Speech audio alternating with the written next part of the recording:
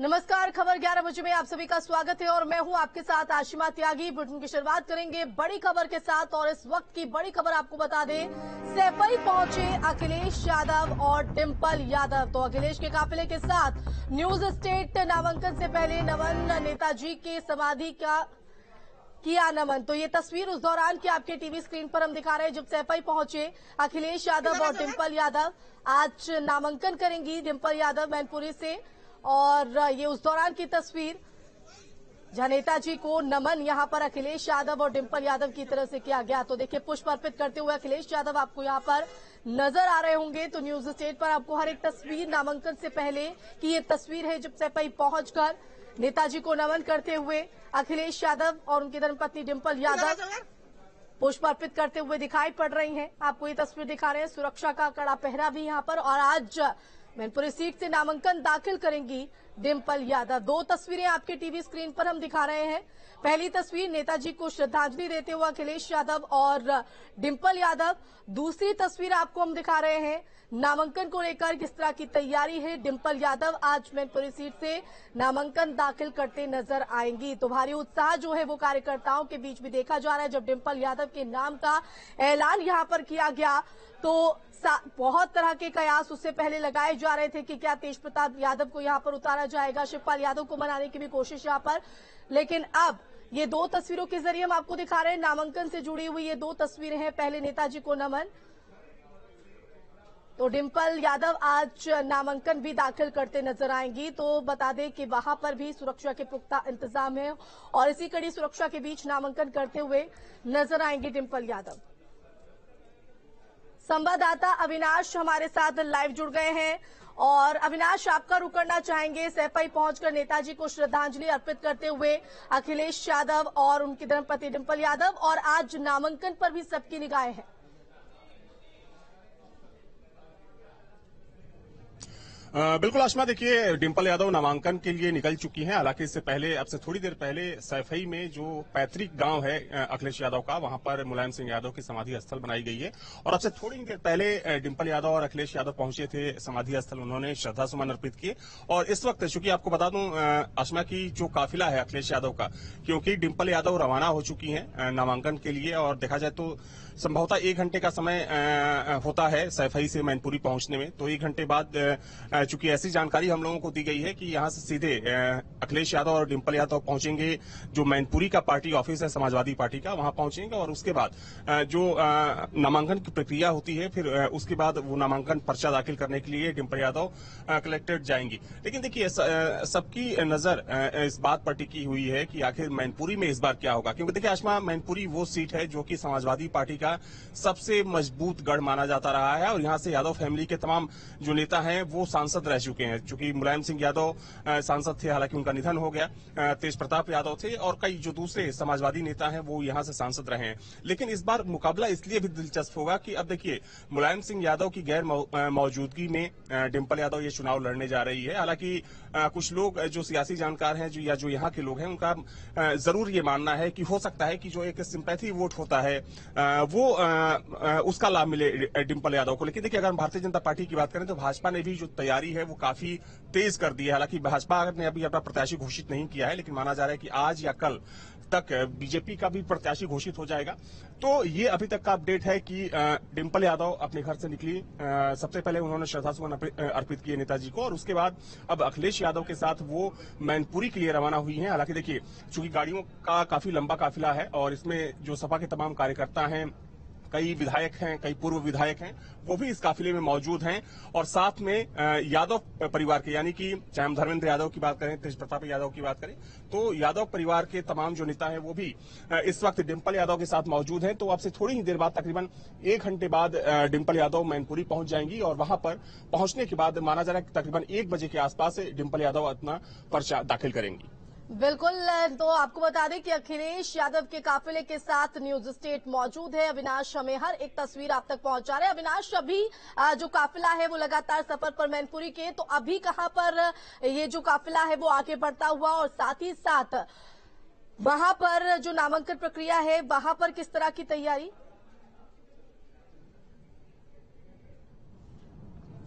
देखिए, जहां तक सवाल मौजूदा लोकेशन का है तो चूंकि 10 मिनट पहले ही हम लोग सैफई से निकले हैं, जब श्रद्धांजलि देकर डिंपल यादव वहां का क्षेत्र है। करहल अखिलेश यादव विधायक हैं और करहल चूंकि हम लोग क्रॉस किए हैं और यहाँ से तकरीबन 45 किलोमीटर की है आसमा। अगर हम बात करें मैनपुरी की, आप काफिले की तस्वीर देख सकती हैं, काफी लंबा काफिला है। कि जैसा कि मैंने कि तमाम जो कार्यकर्ता हैं सुबह से ही जुटने शुरू हो गए थे।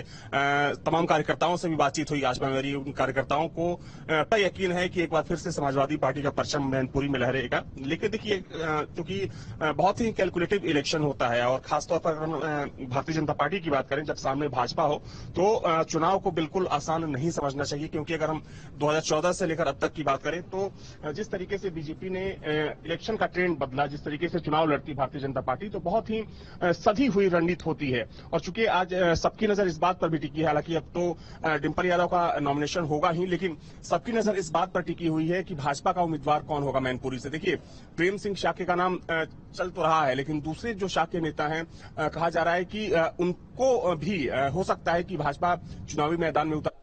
इसलिए कि जो की फैक्टर हैं, की पर्सन, वो है शिवपाल यादव। क्योंकि पहले शिवपाल यादव का भी नाम चल रहा था और जो सर्वे, इंटरनल सर्वे समाजवादी पार्टी ने कराया था, चूंकि उसमें शिवपाल यादव सबसे ऊपर थे, लेकिन समाजवादी पार्टी ने शिवपाल यादव को टिकट ना देकर डिंपल यादव को टिकट दिया है। तो कहीं ना कहीं जो अंदर खाने की में जो एक मतभेद की बात है, वो भी सामने आ रही है। तो देखने और समझने वाली बात ये भी होगी कि क्या शिवपाल यादव खुलकर समर्थन करते हैं समाजवादी पार्टी को या नहीं करते हैं। अगर शिवपाल यादव तो क्या आज उनके भी पहुंचने की वहां पर संभावना है? नामांकन प्रक्रिया के दौरान कौन कौन यादव परिवार से मौजूद वहां पर रहने वाला है? अखिलेश यादव और डिंपल यादव तो रहेंगी।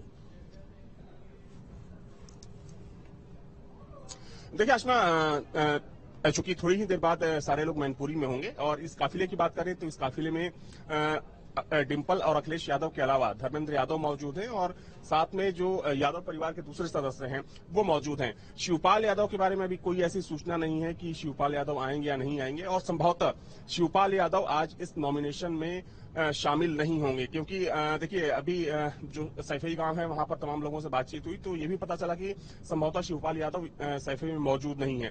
तो उनके शामिल होने की बहुत कम संभावना है, या कह सकते हैं कि ना के बराबर संभावना है। लेकिन जो यादव परिवार के जो दूसरे लोग हैं, यानी कि अखिलेश यादव के चाहे चाचा की बात करें, इनके चचेरे भाइयों की बात करें, तो सारे लोग इस काफिले में मौजूद हैं। और साथ में कई ऐसे विधायक हैं, पूर्व विधायक हैं जो लखनऊ से चलकर आए हैं, प्रदेश के अलग अलग हिस्सों से चलकर आए हैं इस नॉमिनेशन में शामिल होने के लिए। और साथ में तमाम ऐसे कार्यकर्ता हैं। देखिए, मैनपुरी, चूंकि मैंने कहा कि मैनपुरी सबसे मजबूत गढ़ माना जाता है समाजवादी पार्टी का, तो जाहिर सी बात है कि वहां काफी ज्यादा भीड़ होगी। हालांकि देखिए, चुनाव आयोग की एक अपनी गाइडलाइन होती है, तो समाजवादी पार्टी के नेताओं की ये भी कोशिश होगी कि बहुत ज्यादा भीड़ ना हो। लेकिन फिर भी जिस तरीके से मैनपुरी में चुनाव लड़ा जाता रहा है अभी तक, और जो एक उत्साह होता है, जब मुलायम सिंह यादव यहाँ से चुनाव लड़ते थे तो भारी भीड़ होती थी, चाहे वो नॉमिनेशन के लिए जाएं या फिर उनकी कोई रैली होती थी, तो कुछ उसी तरीके की तस्वीर आज देखने को मिल सकती है। चूंकि अभी हम लोग रास्ते में हैं और तकरीबन मान के चलिए कि 40 से 45 मिनट बाद अखिलेश यादव और डिंपल यादव जब मैनपुरी पहुंचेंगे तो वहां पर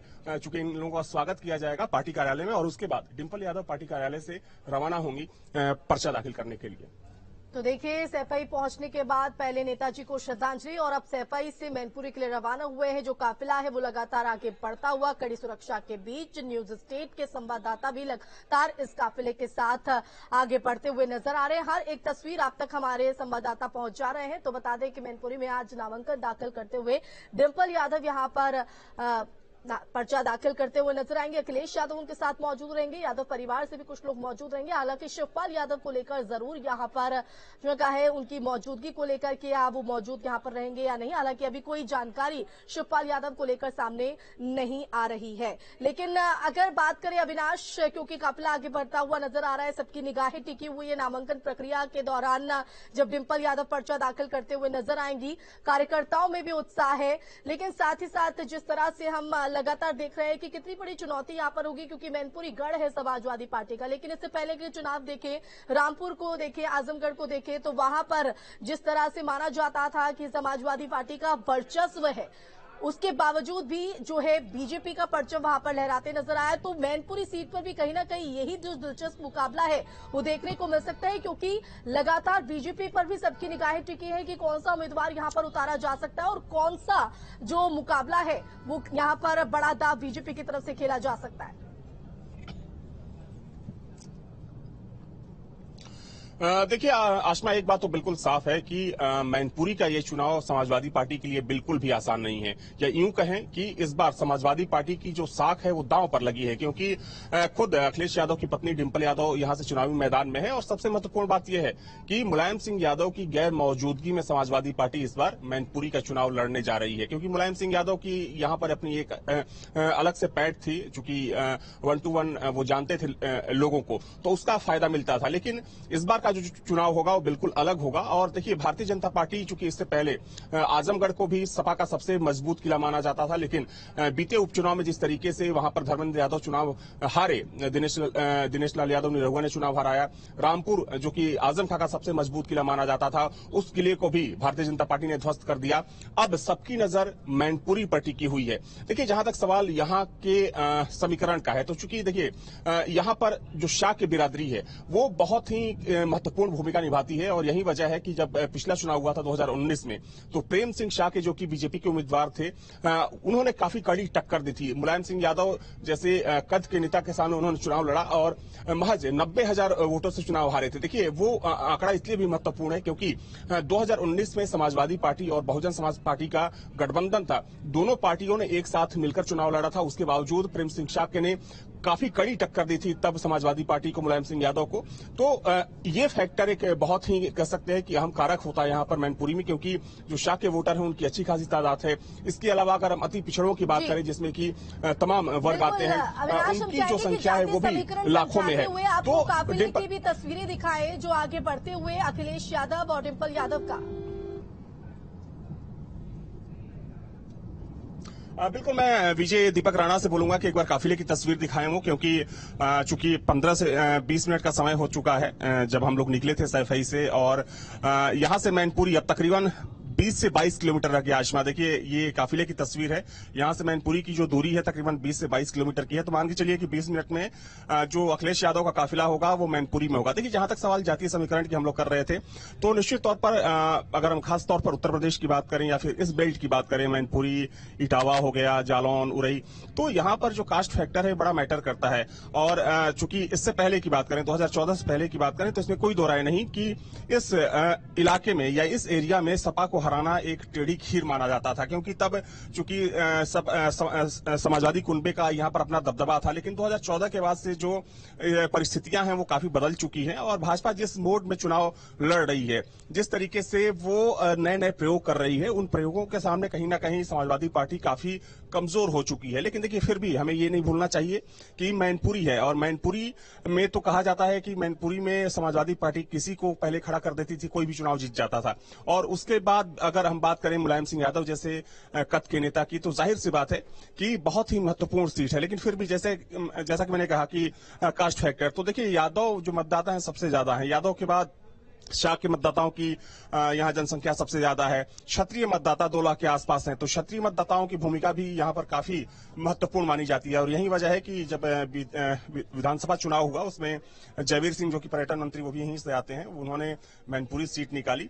तो ये यहाँ का जातीय समीकरण है। लेकिन अगर हम बात करें तो फिर भी जो यहाँ के लोग हैं, चूंकि इस बार कह सकते हैं कि पहले वाली बात नहीं दिख रही है। जब हम लोग पहले इलेक्शन कवर करने आते थे हाशिमा, तो पहले एक तरफा यहाँ पर हवा दिखती थी, एक तरफा लहर दिखती थी कि हाँ, लोग खुलकर बोलते थे कि समाजवादी पार्टी, लेकिन वो चीज इस बार देखने को नहीं मिल रही है। और सुबह में जब हम लोग पहुंचे सैफई, तो चूंकि करहल, जहां से अखिलेश यादव विधायक हैं, करहल को भी माना जाता है चूंकि यादव बाहुल्य ये सीट है। और यही वजह है कि एसपी सिंह बघेल जब चुनाव में खड़े हुए थे विधानसभा चुनाव में, तो टक्कर तो उन्होंने शुरू में लगा कि वो टक्कर दे रहे हैं, लेकिन भारी अंतर से वो चुनाव हार गए थे एसपी सिंह बघेल। तो ये यहाँ की एक खासियत है कि जो कास्ट फैक्टर है वो तो काम तो करता ही है, लेकिन कहीं ना कहीं एक जो सेंटिमेंट होता था पहले समाजवादी पार्टी के साथ जुड़ा हुआ या फिर मुलायम सिंह यादव के साथ जुड़ा हो, कहीं ना कहीं कह सकते हैं कि उसमें थोड़ा सा बदलाव दिख रहा है। तो पहले जैसा माहौल नहीं है कि एक तरफा चुनाव होने जा रहा है इस बार। इसलिए हम लोग बार बार बोल रहे हैं कि इस बार का जो मुकाबला होगा काफी दिलचस्प होगा, काफी जोरदार होगा। और देखिए, इसमें जैसा कि मैंने पहले कहा कि शिवपाल यादव बहुत ही महत्वपूर्ण भूमिका निभाने वाले हैं, क्योंकि ये बात भी सामने आ रही है कि शिवपाल यादव समाजवादी पार्टी के लिए कहा जा सकता है कि मैनपुरी बेशक जो है वो समाजवादी पार्टी का गढ़ हो, लेकिन इस लोकसभा के अंदर 2 विधानसभाएं कहीं न कहीं चिंता का सबब समाजवादी पार्टी के लिए बन सकती हैं। वो भोगाव है या मैनपुरी, क्योंकि 2019 में भी हमने देखा लोकसभा चुनाव के दौरान और 2022 में विधानसभा चुनाव के दौरान कहीं न कहीं झटका जरूर समाजवादी पार्टी को लगा और ये चिंता का सबब समाजवादी पार्टी के लिए। बिल्कुल सही कहा आपने आशमा। देखिए, जैसा कि मैंने पहले कहा कि इस बार हवा कुछ बदली हुई नजर आ रही है और उसमें शिवपाल यादव की भूमिका बहुत महत्वपूर्ण हो जाती है, क्योंकि अगर शिवपाल यादव अंदर खाने थोड़ा भी टेंट करते हैं समाजवादी पार्टी को तो उसका बड़ा खामियाजा समाजवादी पार्टी को भुगतना पड़ सकता है। देखिए, इसलिए इस बात पर हम लोग जोर दे रहे हैं क्योंकि जो जब इंटरनल सर्वे की बात आई और चूंकि शिवपाल यादव खुलकर बोल चुके थे कि उन्हें समाजवादी पार्टी में महत्वपूर्ण जिम्मेदारी मिलने वाली है, लेकिन सबको ये लग रहा था कि हो सकता है कि मैनपुरी सीट से समाजवादी पार्टी शिवपाल यादव को टिकट दे दे, लेकिन उनको टिकट नहीं दिया गया।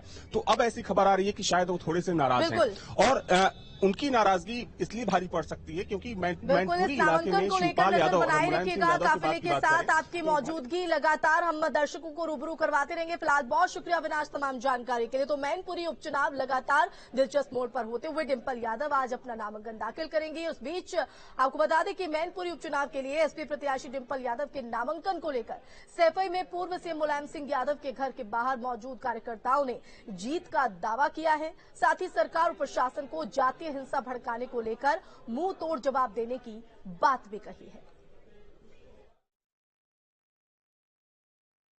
पूरे हिंदुस्तान और विश्व में एक नारी सशक्तिकरण, भारतीय लोकतंत्र में जो आस्था की एक पहचान है, श्रीमती डिंपल जी लड़ रही हैं। आज नामांकन है। जातीय हिंसा के रूप में जो उपचुनाव का रूप अगर जिला प्रशासन, शासन और केंद्र सरकार और भाजपा की सरकार करेगी तो उसका मुंह तोड़ जवाब समाजवादी साथी यहां देंगे।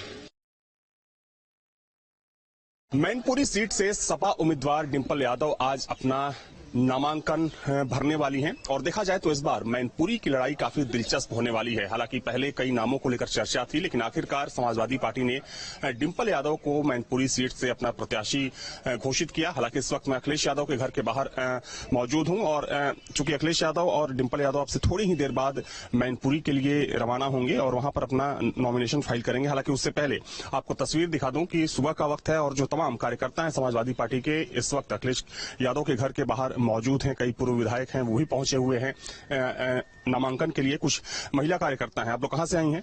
जी, मैं अर्चना सिंह पटेल, जिला उपाध्यक्ष समाजवादी पार्टी बांदा से आए हैं। बांदा से आप लोग आए हैं। इस बार जो चुनाव होने जा रहा है, चूंकि उपचुनाव है लोकसभा का, प्रत्याशी डिंपल यादव हैं, तो क्या आप लोगों को लगता है कि लड़ाई आसान है पहले की तरह समाजवादी पार्टी के लिए? बिल्कुल आसान है, क्योंकि हमारी समाजवादी जितनी भी कार्यकर्ता या जितने भी लोग हैं सब लोग दिल से लगे हुए हैं। आप कहां से हैं? मैं आगरा से हूं। आगरा से। ये बताइए कि अभी बीजेपी ने अपना प्रत्याशी घोषित तो नहीं किया है, क्या लग रहा है कि इस बार की लड़ाई कैसी होने वाली है? क्या समाजवादी पार्टी के लिए ये लड़ाई आसान होगी या लग रहा है कि इस बार टक्कर होने वाली?